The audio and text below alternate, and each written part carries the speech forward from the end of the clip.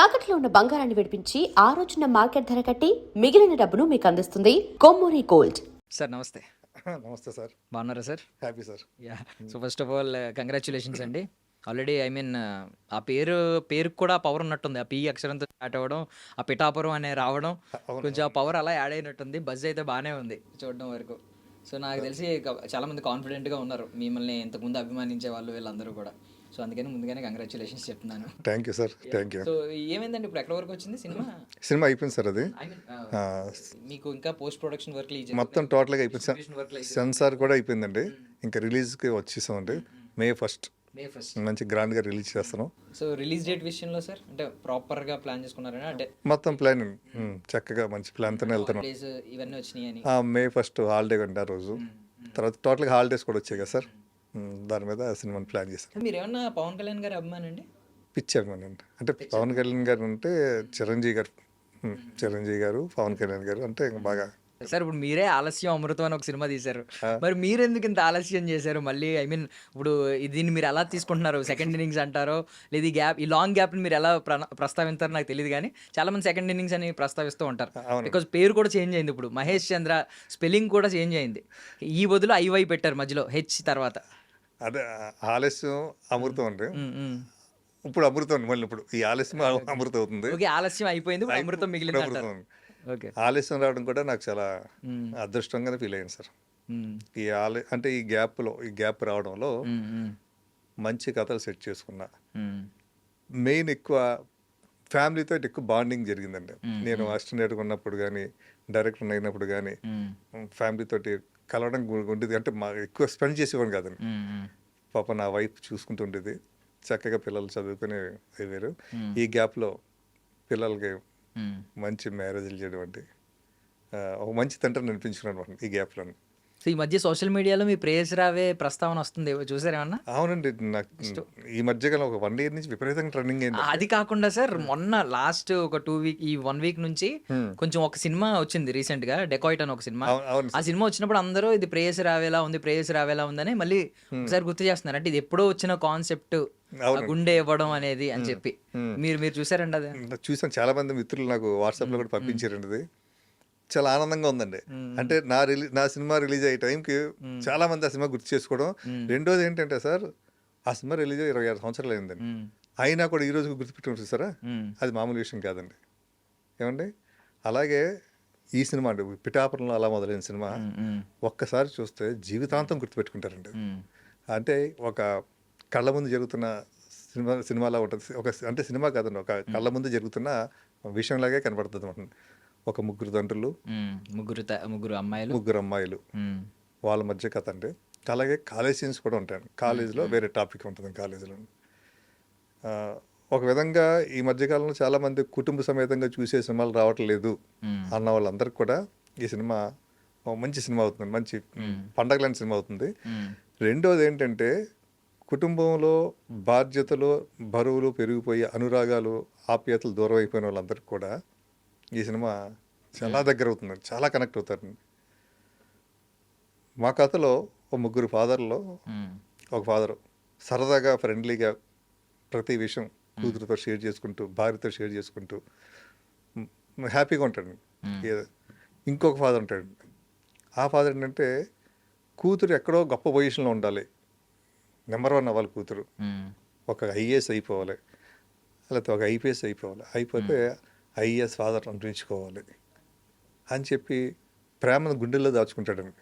బయట వ్యక్తం చేస్తే గారం పెరిగిపోయి చదవదేమో అంటే ఎంత జాగ్రత్త తీసుకుంటాడంటే అండి, ఐస్ క్రీమ్ తిన్నా, కూల్ వాటర్ తాగినా రొంప చేసి చదువు పాడైపోద్దాం, 2 రోజులు రెస్ట్ తీసుకుంటే చదువు పాడైపోద్దాం, వెనకబడిపోద్దేమో అని ఐస్ క్రీమ్ కూడా తినవడండి, కూల్ వాటర్ తాగనివ్వడండి. కఠినంగా ఉంటాడు మనండి. ఆ కఠినంగా ఉన్న 95 మార్కులు వస్తే ఇంకొక 5 మార్కులు ఎందుకు రాలేదు కోప్పడతాడు. ఆ 95 మార్కులు వచ్చినందుకు అమ్మాయిని ఒక ఏంజిల్లో చూస్తారండి అందరూ.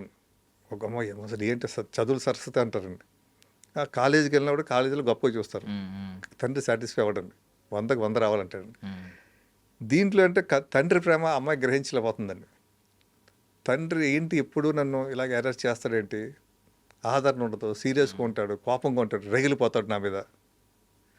ఈ రగిలిపోయి అమ్మాయి అండి. ఉమ్, అంటే ఇంటి గడప లోపల ప్రేమ ఆప్యాయత దొరకనప్పుడు గడప బయట ఒక ఆప్యాయత అనురాగం ఇవన్నీ ఎప్పుడైతే దొరికాయో పొగడతలు ఎప్పుడైతే దొరికాయో ఉమ్, ఆ అమ్మాయికి అదొక అమృతంలా కనపడుతుందండి. ఉమ్, అంతే ఇంట్లోంచి అంటే ఇంకా అటు అట్రాక్ట్ అవుద్దండి. ఉమ్, ఈ రోజుల్లో అమ్మాయిలు కానీ అబ్బాయిలు కానీ ప్రేమించేసుకుంటున్నారు, ప్రేమలోకి వెళ్ళిపోతున్నారు అనడానికి కారణం ఏంటంటే ఉమ్, వాళ్ళకి దొరకంది ఏదో బయట దొరుకుతుందండి. ఉమ్, దానికి అట్రాక్ట్ అవుతుంది. అది ప్రేమ అవ్వచ్చు, ఆకర్షణ అవ్వచ్చు, ఏదైనా అవ్వచ్చు. ఇటువంటి విషయాలను నేను చాలా కూలంకషంగా చాలా చక్కగా తీసినటువంటిది. అంటే ఫాదర్స్ కూడా ఎప్పుడు కూడా అంత సీరియస్గా ఉండకూడదు ఉమ్, పిల్లల మీద. ఉమ్, వాళ్ళకి వచ్చినప్పుడు అభిమానించండి, గౌరవించండి, అప్రిషియేట్ చేయండి. ఉమ్, మాట్లాడతారు రాచి రంపని పెట్టడం చేయొద్దు. మీ ప్రేమను వ్యక్తం చేయండి, మీరు దాచుకోవద్దు. దాచుకోవడం వలన ఏమవుతుందంటే ప్రమాదం అవుతుంది. ఆ అమ్మాయికి తెలియట్లేదు మీ ప్రేమ. మీకు ఇష్టం లేని పని చేసినప్పుడు ఉమ్, ఆ అమ్మాయి ఎవరితోనో పెళ్లి చేసుకున్నప్పుడు అప్పుడు ఆ అమ్మాయి బాధపడడం, మీరు బాధపడడం ఉమ్, ఇది కరెక్ట్ కాదు కదా అని నేను ఈ సినిమా ద్వారా చెప్తున్నాను. ఉమ్, అలాగే ఇంకొక కరెక్ట్ ఉంటుందండి. బాగా డబ్బు ఉన్నవాడండి. కూతుర్ని ఎప్పుడు స్టేటస్లో ఉండాలమ్మా, మనం డబ్బు ఉన్నవాళ్ళు గొప్పగా ఉండాలి మనం అని చెప్పేసి ఎక్కువ ఆ అమ్మాయి 5,000 అడిగితే 10,000 ఇచ్చి, 10,000 అడిగితే 1,00,000 రూపాయలు ఇచ్చి, ఇలా అడగకుండానే డబ్బులు ఇచ్చి, ఉమ్. ఆ అమ్మాయి ఏదన్నా పాస్ అయిన డాడీ అనగానే ఉంచమ్మా, ఇలా 1,00,000 ఉంచు, ఈ 2,00,000 ఉంచు అని డబ్బులు ఇచ్చి అతి స్వేచ్ఛ. ఫుల్ అతి స్వేచ్ఛ ఇచ్చేసాడండి. ఉమ్, ఇవ్వడం వలన ఏమవుతుందంటే ఆ అమ్మాయికి ఇటువంటి అమ్మాయిలు చూసి ఒక కుర్రాళ్ళు ఉంటారండి, ఉమ్, ఫ్రీగా తిరుగుతుంది ఈ అమ్మాయి, బాగా డబ్బున్న అమ్మాయి, ఈ అమ్మాయిని పటాయిస్తే బాగుంటుంది కదా ఉమ్, అని ఆ అమ్మాయిని ఒక ప్రేమ ఆకర్షణ ఏంటంటే దించేస్తారు. అమ్మాయి దానికి అట్రాక్ట్ అవుతుందండి. ఉమ్, ఇప్పుడు ఫాదర్ ఇంట్లో మంచి సంబంధం చూస్తారు. ఇప్పుడు స్టేటస్ కదండి, స్టేటస్ సంబంధం చూస్తారు కదా. నాకు 100 ఎకరాలు ఉందంటే 200 ఎకరాలు ఉండాలి ఆ కుర్రోడికి అని ఉమ్, ఇంట్లో కూతురు చెప్తాడు. కూతురు ఓకే అంటుంది నాన్న ముందు. అంటే నాన్న అంత ప్రేమగా చూసుకుంటాడు కాబట్టి. అంటే సరదాకి లక్ష ఇచ్చిన వ్యక్తి ఒక అల్లుడు ఇచ్చేటప్పటికి ఒక కోట్లో ఉన్న అల్లుడిని ఇవ్వాలని అనుకుంటాడు కదండి. ఇప్పుడు ఈ అమ్మాయి ఆ అబ్బాయితో చెప్పుద్ది. ఆడికేమో రోడ్ సైడ్ రోమియో టైపులు కదండి, డబ్బులు ఉండవు. మరి ఏం చేద్దాం చెప్పేసి మన గురించి చెప్పేసి, అవి మా నాన్న ఒప్పుకోడు, మా నాన్న స్టేటస్ అంటాడు, మరి ఏం చేద్దాం అంటే లేచిపోదాం పద అంటే ఇప్పుడు ఆ అమ్మాయి ఇంట్లో డబ్బు నగలు పెట్టుకుని జంప్ అయిపోయిందండి. కూతురే ప్రపంచం అనుకుంటాడండి తండ్రి. అటువంటి ప్రపంచం కూలిపోతే ఆ తండ్రి పడే మనోవేదన, బాధ ఈ సినిమా అండి. అంటే అతి స్వేచ్ఛ ఇస్తే ఏమవుతుంది, అతి స్వేచ్ఛ కూడా కరెక్ట్ కాదు, ప్రతిదీ కూడా మనం జాగ్రత్తగా ఉండాలి అన్నది ఒక క్యారెక్టర్, ఒక తండ్రి క్యారెక్టర్ ద్వారా చెప్తున్నాం. అలాగే ఆ అమ్మాయి కూడా ఆలోచించాలన్నమాట. మా నాన్న ఇంత ప్రేమగా నన్ను పెంచాడే, ఇంత చేసాడే, నేను ఎందుకు ఇలాగా అయిపోయాను, నేను ఇలాగ చెప్పజగ ఇంట్లోంచి వెళ్ళిపోతే కుటుంబ మర్యాదలు ఏమైపోవాలి, కుటుంబ పరువు ఏమైపోవాలి, బంధువుల దగ్గర ఏమైపోవాలి, ఫ్రెండ్స్ దగ్గర ఏమైపోవాలి. మా నాన్న ఊర్లో పెద్ద డబ్బు ఉన్నవాడు కదా, ఇప్పుడు బయటికి రాగలుగుతాడా రాలేడా మా నాన్న అని వాళ్ళు కూడా ఆలోచించాలండి. ఆలోచిస్తే ఏ ప్రాబ్లం ఉండదండి. అది కూడా నేను చక్కగా ఈ సినిమాలో చెప్పాను. అది ఇంకొక అమ్మాయి అండి. ఆ అమ్మాయి ఎప్పుడు ఓపెన్గా ఫ్రెండ్లీగా తండ్రితో సరదాగా ఉంటే, తండ్రి కూడా అంత బాగా ఉంటాడు. ప్రతి షేర్ చేసుకోవడంతో ఏమవుతుందంటే ఆ అమ్మాయికి నచ్చిన సంబంధం లేకపోతే తండ్రికి నచ్చిన సంబంధం, ఇద్దరికి నచ్చిన సంబంధం చేస్తారు. ఒక విధంగా చెప్పాలంటే పెద్దలు చేసిన పెళ్ళి ఏంటి, పెద్దలకి ఇష్టం లేకుండా ప్రేమించుకుని పెళ్లి చేసుకుంటే ఏంటి, ఈ రెండు సంబంధం కాకుండా ఎవరితోనో లేచిపోతే ఏంటి. మీరు ముగ్గురు అమ్మాయిలు కదండి. కరెక్ట్. ఒక సక్సెస్ఫుల్ స్టోరీ, 2 ఫెయిల్యూర్ స్టోరీస్ కనిపిస్తున్నాయి. అందుకే నా టైటిల్లో కూడా 3 హార్ట్స్ ఉంటాయండి. ఒకటి మంచి హెల్తీగా ఉండే హార్ట్ ఉంటుంది, ఒకటి గుచ్చుకున్నట్టు ఉంటుంది, ఒకటి బ్రేక్ అయిపోయిన హార్ట్ ఉంటుంది. నేను టైటిల్లోనే ముగ్గురు అమ్మాయిల కథ, 3 ప్రేమ కథలు, ఇటువంటి ప్రేమ కథ నేను టైటిల్ చెప్పేశాను. అంటే మేము don't judge book by its cover అంటారు, అయినా సరే మేము ట్రైలర్లో చూసి ఎండింగ్లో మీరు ఒక డైలాగ్ పెట్టారు కదా సార్, అంటే మీరు అమ్మాయిల్ని ప్రేమించిన వాడిని ఒప్పుకుంటాం అనే భరోసా ఇస్తే ఏ అమ్మాయి లేచిపోదు అని ఒక మెసేజ్ ఇచ్చారు. అంటే ఇంకా ఏం మెసేజ్ ఇచ్చారు మాకు తెలియదు, ఇప్పుడైతే మీరు క్లారిటీగా అన్ని చెప్తున్నారు స్టోరీస్. మీరు రివర్స్ లో చెప్తున్నారేంటి, ఐ మీన్ ఇలా ఇచ్చారు మెసేజ్ అని నేను షాక్ అయ్యా ఫస్ట్ ఆఫ్ ఆల్ ట్రైలర్ చూసి. ఇప్పుడు మీరు క్లారిటీగా చెప్పారు అందరికీ. అదే ఇప్పుడు పేరెంట్స్ కూడా కొన్ని తప్పులు ఉంటాయండి. చిన్నప్పటి నుంచి పిల్లలకు కొంతమంది పేరెంట్స్ ఏం చేస్తే గారం, నాకు అది కావాలంటే కొనిచ్చేస్తారండి. లేకపోతే ఇంకోటి కావాలంటే కొనిచ్చేస్తారు. నాకు పలానా ఐఫోనే కావాలంటే ఐఫోన్ ఎందుకని ఫోన్ మాట్లాడడానికి ఇదే సరిపోతుంది, ఏదో ఫోన్ కొనివ్వచ్చండి, సర్ది చెప్పచ్చు, సర్దరు. నా కూతురు ఐఫోన్ అడిగింది కదా, ఐఫోన్ ఇచ్చేస్తారు. అలాగే ఇన్ని ఇస్తున్నప్పుడు నా జీవితంలో ఇతను ఉంటాడు, ఇతను నాకు నచ్చేడు, ఇతను నేను పెళ్లి చేసుకుంటాను, ఇతను నాకు అని చెప్తున్నప్పుడు ఫాదర్ ఒప్పుకోడండి. కరెక్ట్. అక్కడ క్లాషెస్ వస్తున్నాయి. చిన్నప్పటి నుంచి కూడా ఆ అమ్మాయి ఏదైనా అడిగితే అది రైట్ అయితే రైట్, రాంగ్ అయితే రాంగ్, కాదమ్మా ఇది అమ్మ ఇదని సర్ది చెప్పుకుంటూ వచ్చారనుకోండి ఫాదర్, ఫ్రెండ్లీగా చెప్పుకున్నారు అనుకోండి ఓకే. కానీ వాళ్ళ కూతురు అడిగింది కదా ప్రతిదీ చేసుకుంటూ పోతే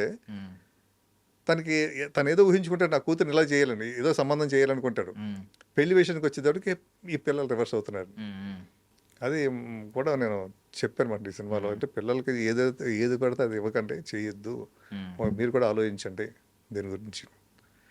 సరే, అప్పట్లో ప్రేయసి రావే ఒక కొత్త సబ్జెక్ట్ కాబట్టి ఇప్పుడు 26 సంవత్సరాల తర్వాత కూడా మనం మాట్లాడుకుంటున్నాం. బట్ ఇప్పుడు ఈ సిచ్యుయేషన్ మీరు ఒక 3 కథలని తీసుకుని ఒక మంచి అటు ఏ వయసు వ్యక్తులైనా వాళ్ళు ఫాదర్హుడ్ లో ఉన్నా లేదు యంగ్ ఏజ్ లో ఉన్నా వాళ్ళందరికీ కనెక్ట్ అయ్యేలా ఒక మంచి సబ్జెక్ట్ తో తీశారు. బట్ ఇప్పుడు లేచిపోయే కేసెస్ తగ్గిపోతున్నాయని బయట అభిప్రాయం. అంటే ఆల్మోస్ట్ పేరెంట్స్ కూడా అగ్రీ చేస్తున్నారు, ఇంత లేచిపోయే ఈ ప్రాబ్లమ్స్ కొంచెం తక్కువ ఉన్నాయి. సో ఈ టైంలో ఇలాంటి ఏ వచ్చేసి బాగా అప్గ్రేడ్ అయిన ఈ ఎరాలో ఇలాంటి సబ్జెక్ట్ కనెక్ట్ అవుద్దా అనే క్వశ్చన్ మార్క్ మీకు ఎవరైనా ఇస్తే ఏం చేస్తారు? లేదండి, లేచిపోవడాలు కూడా చాలా జరుగుతున్నాయి సార్. రీసెంట్గా కూడా మా ఏరియాలో లేచిపోయి నా కళ్ళ ముందు జరిగింది ఆ వాస్తవాలతోనే కథ చేశాను సార్. ఆ లేచిపోయే అమ్మాయి ఆలోచించమంటానండి. నువ్వు వెళ్ళిపోతే నీ వెనకాల ఏమవుతుంది? మీ నాన్న ఎంత గౌరవం, నీ మీద ఎంతో ప్రేమ పెంచుకున్నాడు, ప్రపంచం అంత ప్రేమ పెంచుకున్నాడు, నువ్వు వెళ్ళిపోతే ఏంటి ప్రపంచం కూలిపోతా, మీ నాన్న బతకలేడు కదా, బయటకు రాలేడు కదా, ముఖం చూపించలేడు కదా. ఏమంటే ఇప్పుడు జనరల్గా ఏంటంటే ఒక కుర్రోడు ప్రేమించాడు అనుకోండి ఒక అమ్మాయిని, ఆ ప్రేమ ఫెయిల్యూర్ అయ్యింది అనుకోండి, అటు గడ్డలు పెంచుకుని పిచ్చిగా తిరుగుతుంటుంటాడు, ఏదో దిగులు పడుతుంటాడు. ఏది 2-3 నెలలు చూసిన అమ్మాయి ప్రేమ, మరి 20-25 సంవత్సరాలు కూతుర్ని కని పెంచి ప్రేమగా చూసుకుని మరి కూతురు ఇలా చేస్తే ఆ తండ్రి ఒక ఫెయిల్యూర్ తండ్రిగా ఎంత బాధపడతారండి.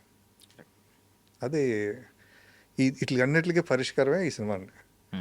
ఈ సినిమా చూస్తేనండి నిజంగా ఒక ఇంట్లో చెప్పకుండా లవ్ మ్యారేజ్ చేసుకుని దూరంగా పోయిన అమ్మాయి కానీ లేదంటే లేచిపోయిన అమ్మాయి కానీ ఈ సినిమా చూస్తే మా నాన్నకి ఎంత ప్రేమ ఉంటుందా, తండ్రి ప్రేమను గ్రహించలేకపోయని చెప్పేసి వాళ్ళు ఏమైనా సరే చంపినా కొట్టినా పర్వాలేదని చెప్పేసి ఇంటికి వస్తారండి ఈ సినిమా చూసినప్పుడు. అలాగే ఈ సినిమా చూసిన పేరెంట్స్ ఉంటారు కదండి, అలా వెళ్ళిపోయిన కూతుర్లు అనుకోండి, నాదే తప్పు ఉంది, నా సైడ్ నుంచి ఇలాగ ఉంది, సరే నేను ఎక్కడున్నా సరే నా కూతుర్ని ఎత్తుక్కుని పట్టుకుని తీసుకురావాలి అని అదే వేటలో ఉంటారండి. పెళ్ళి లేచిపోయిన అమ్మాయి కానీ ఇంట్లో ఇష్టమైన పెళ్లి చేసుకున్న అమ్మాయి కానీ అలా కాకుండా కొంతమంది అమ్మాయిలు అండి, మీకు ఇప్పుడు చెప్తున్నా కదా, ఫాదర్ కఠినంగా ఉంటాడు, ఈ కఠినంగా ఇప్పుడు ప్రేమ ఎక్స్ప్రెస్ చేయడు అనుకున్న అమ్మాయి సినిమా చూసిందనుకోండి, మా నాన్నకున్న అమ్మాయి ఎంత ప్రేమ ఉందా అని చెప్పి వెళ్ళి నాన్న నగ్గు చేసుకుంటుందండి.